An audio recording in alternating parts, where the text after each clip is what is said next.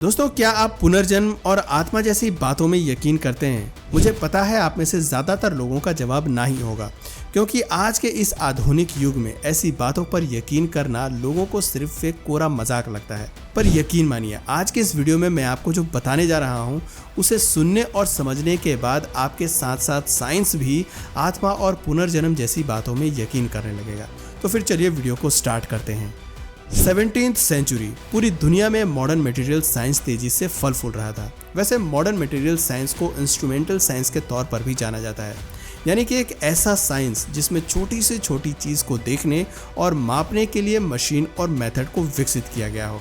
ऐसे ही एक मेथड की खोज 17th सेंचुरी में हुई, जिसे आज हम EEG यानी कि इलेक्ट्रोएन्सेफेलोग्राम के नाम से जानते हैं।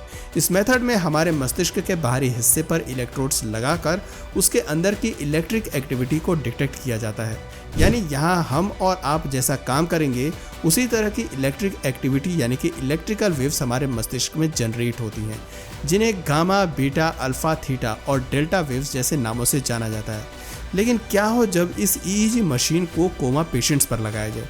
क्या उनके मस्तिष्क के अंदर भी इलेक्ट्रिकल वेव्स जनरेट होंगी? इस सवाल का जवाब ढूंढने के लिए वैज्ञानिकों की एक टीम ने कुछ कोमा पेशेंट्स पर रिसर्च की, और यहाँ जो रिजल्ट सामने आए वो चौंका देने वाले थे, क्योंकि कोमा पेशेंट्स के मस्तिष्क के अंदर उन्हें एक भी इलेक्ट्रिकल वेव्स देखने को नहीं मिली, जिसका मतलब ये हुआ कि इन पेशेंट्स का ब्रेन पूरी तरह से डेड है। लेकिन ध्यान देने वाली बात यह है कि ब्रेन के पूरी तरह से डेड होने के बाद भी ये पेशेंट्स जीवित हैं। इनकी हार्ट बीट चल रही है, इनके हेयर और नेल्स बढ़ रहे हैं। सवाल है कैसे? क्या जिंदा रहने के लिए हमें ब्रेन की ज़रूरत नहीं है? इसका जवाब ब्रिटिश न्यूरोलॉजिस्ट जॉन लॉर्बर देते हैं। डॉक्टर जॉन लॉर्बर के यहाँ ऐसे कई बच्चे आ चुके हैं जिनके ब्रेन का साइज 0.5 mm से भी छोटा था। इनमें कुछ बच्चे तो ऐसे भी थे जिनके पास ब्रेन ही नहीं था। पर आपको जानकर हैरानी होगी कि बिना ब्रेन के भी ये बच्चे पूरी तरह से नॉर्मल थे। ये नॉर्मल बच्चों की तरह खाना खाते थे, पानी पीते थे, खेलते थे, पढ़ते थे। और जिन बच्चों का ब्रेन छोटा था उनका IQ तो नॉर्मल बच्चों से भी ज़्यादा था। डॉक्टर के पास कुछ ऐसे पेशेंट्स भी थे जिनका सीरियस एक्सीडेंट हुआ था और जान पर जोखिम आने की वजह से उनके ब्रेन के बड़े भाग को निकालना पड़ा था। डॉक्टर बताते हैं कि उनके ऑपरेशन से पहले ऐसा लग रहा था कि इस ऑपरेशन के बाद ब्रेन के उस भाग में होने वाला सारा फिजिकल प्रोसेस बंद हो जाएगा, या फिर यह भी पॉसिबल है कि ब्रेन का बचा हुआ कॉर्टेक्स समय के साथ रिस्पॉन्सिबिलिटी अडॉप्ट कर ले, पर इसके लिए भी एक लंबा समय लगेगा। लेकिन डॉक्टर उस समय शॉक्ड हो गए जब ऑपरेशन के तुरंत बाद ऐसे पेशेंट सारे काम बिल्कुल नॉर्मल लोगों की तरह करने लगे, और इस तरह से साइंटिस्ट की अब तक की निकाली गई सारी ब्रेन थ्योरी पूरी तरह से गलत साबित हो गई। साथ में ये भी बात प्रूफ हो गई कि हमारे शरीर को चलाने वाला ब्रेन तो हरगिज नहीं है। तो फिर कौन है? आइए इसका जवाब भी ढूंढते हैं। 1991 में पैम रेनॉल्ड्स, जो कि पेशे से सिंगर और सॉन्ग राइटर हैं, उनका सीरियस एक्सीडेंट हो जाता है। हॉस्पिटल ले जाने पर डॉक्टर्स द्वारा ब्रेन सर्जरी की सलाह दी जाती है। उस एक्सीडेंट में उनकी कंडीशन इतनी ख़राब हो गई थी कि ना तो उनके ब्रेन में ब्लड फ्लो हो रहा था और ना ही EEG में किसी भी तरह की कोई ब्रेन एक्टिविटी दिखाई दे रही थी। देखा जाए तो क्लिनिकली उनकी डेथ हो गई थी, लेकिन डॉक्टर्स ने हार नहीं मानी। डॉक्टर्स की मेहनत और भगवान के आशीर्वाद की वजह से ऑपरेशन सक्सेसफुल रहा और पाम रेनॉल्ड्स बच गए। हालांकि बाद में जब उन्हें होश आया और उन्होंने जो बताया वो लोगों के लिए काफ़ी सरप्राइजिंग था। दरअसल पाम का कहना था कि ऑपरेशन से पहले जब उन्हें एनेस्थीसिया दिया गया तो अपने शरीर से बाहर आ गई और वो हवा में उड़ने लगी। इवन उसने वहीं रुककर अपना ऑपरेशन होते हुए भी देखा। पाम ने तो ये तक बता दिया कि ऑपरेशन के समय डॉक्टर्स के बीच क्या क्या बातें हुई थी, डॉक्टर्स ने ऑपरेशन के लिए कौन कौन से इंस्ट्रूमेंट्स का यूज़ किया था। पाम का कहना था कि शरीर से बाहर आकर उन्हें काफ़ी अच्छा फील हो रहा था, यहाँ तक कि उन्हें वापस शरीर के अंदर जाने तक का मन नहीं कर रहा था। दोस्तों, आप भले ही इस तरह के एक्सपीरियंस को सोल या आत्मा का नाम देंगे, लेकिन साइंस की लैंग्वेज में इसे आउट ऑफ बॉडी एक्सपीरियंस या नियर डेथ एक्सपीरियंस कहा जाता है। और ऐसे एक दो नहीं बल्कि हज़ारों केस मौजूद हैं। लेकिन मेन स्ट्रीम साइंस इस बात को दुनिया के सामने लाना नहीं चाहता, क्योंकि उनके पास सोल के एग्जिस्टेंस का कोई प्रूफ नहीं है, लेकिन हमारे पास है। जी हाँ, आपने बिल्कुल सही सुना। आत्मा का वर्णन हमारे धर्म ग्रंथों श्रीमद् भगवद गीता में भी किया गया है, जहाँ ये बताया गया है कि आत्मा को शस्त्र से काटा नहीं जा सकता, अग्नि उसे जला नहीं सकती, जल उसे गीला नहीं कर सकता और वायु उसे सुखा नहीं सकती। जिस प्रकार मनुष्य यानी कि हम इंसान पुराने वस्त्रों का त्याग करके नए वस्त्र धारण करते हैं, उसी प्रकार आत्मा पुराने शरीर का त्याग करके नए शरीर को धारण करती है और इस बात को कैनेडियन बॉर्न अमेरिकन साइकेट्रिस्ट यान पेट्रीमन स्टीवेंसन ने भी माना है। उन्होंने अपने 90 साल के साइंटिफिक करियर में 3000 प्लस पुनर्जन्म यानी कि रीइंकार्नेशन के केसेस डॉक्यूमेंट किए हैं और इन केसेस में भी सबसे ज़्यादा केसेस 3 से 5 साल के बच्चे के हैं। दरअसल स्टीवेंसन अपने स्टडी के लिए ज़्यादातर उन बच्चों को चूज़ करते थे जिन्हें अपने पास्ट लाइफ का सब कुछ याद हो। फॉर एग्जाम्पल पास्ट में वो कौन थे, उनके पेरेंट्स कौन थे, उनका घर कहाँ है, किससे वो ज़्यादा अटैच थे, इन सारी जैसी तमाम चीज़ें जिनको याद थीं उन्हें ही डॉक्टर स्टीवेंसन अपने लिए चुनते थे।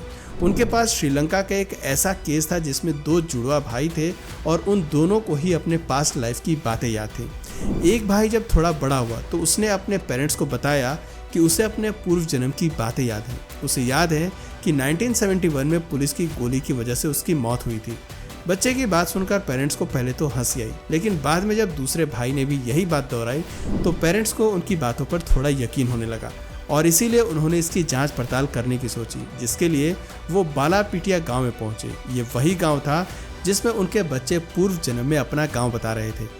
गांव में बच्चों ने अपनी प्रॉपर्टी भी दिखाई और अपनी उस आंटी के बारे में भी बताया जो उनके लिए टेस्टी खाना बनाया करती थी। दोस्तों ऐसे 1-2 नहीं बल्कि 3000 प्लस रीइंकार्नेशन के केसेस डॉक्टर स्टीवेंसन के पास थे जिन्हें उन्होंने अकेले डॉक्यूमेंट किया था। स्टीवेंसन के बाद कई केसेस डॉक्यूमेंट किए गए हैं। हालांकि कुछ ऐसे साइंटिस्ट भी हैं जो सोल को एनर्जी की तरह देखते हैं और उनका मानना है कि व्यक्ति की मृत्यु के बाद उनकी आत्मा इसी ब्रह्मांड में रहती है। थर्मोडायनेमिक्स की थ्योरी भी इस बात को प्रूव करती है, जिसके मुताबिक एनर्जी न तो बन सकती है और न ही मिट सकती है।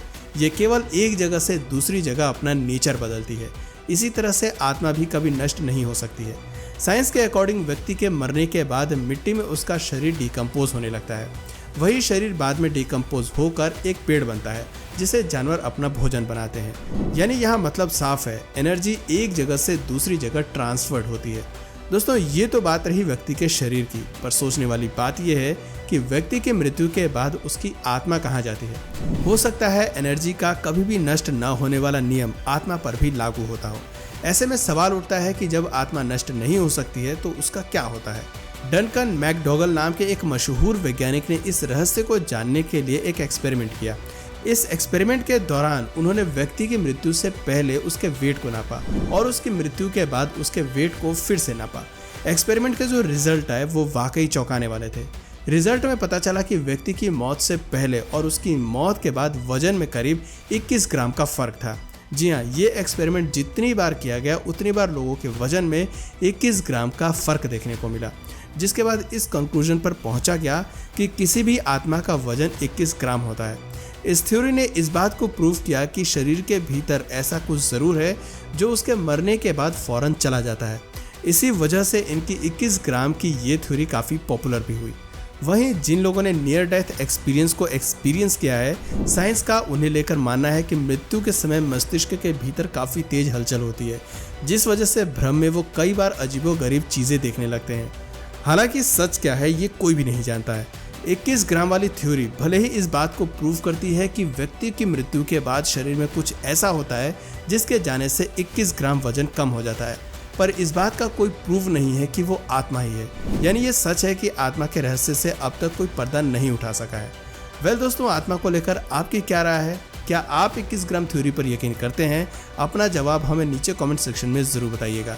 और अगर इस वीडियो से आपको कुछ नया जानने या सीखने को मिला या फिर इंटरेस्टिंग लगा तो प्लीज़ इस वीडियो को एक लाइक करके अपने फ्रेंड्स और फैमिली में से ज़रूर शेयर करें। और यदि आप इस चैनल पर नए हैं तो प्लीज़ इस चैनल को सब्सक्राइब करके बेल नोटिफिकेशन आइकन को ऑन कर लीजिए ताकि हमारे आने वाले वीडियोज़ आप मिस न करें। मिलते हैं फिर किसी वीडियो में नए टॉपिक के साथ, तब तक के लिए नमस्कार।